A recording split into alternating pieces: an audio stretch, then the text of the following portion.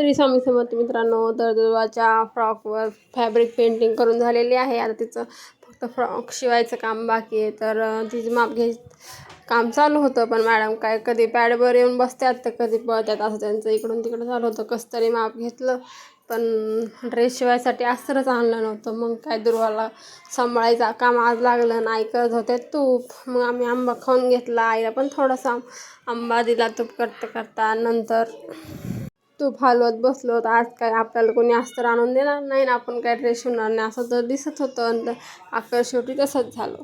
नंतर जे झोपलोत आम्ही डायरेक्ट 4:45 वाजता उठलो, तूप करून झोपलोत आणि चहा पाणी केला मस्तपैकी. नंतर रात्री जेवण झाल्यावर मस्तपैकी आंबा कापत खाल्ला. आज काय आंब्याची सीझन आहे आणि घरात पण खूप सारे आंबे आहेत, म्हणून माझ्या तोंडाला लिमिट नाही आहे. मी सकाळ दुपार संध्याकाळ कधी पण आंबे खाते. तर गुड नाईट.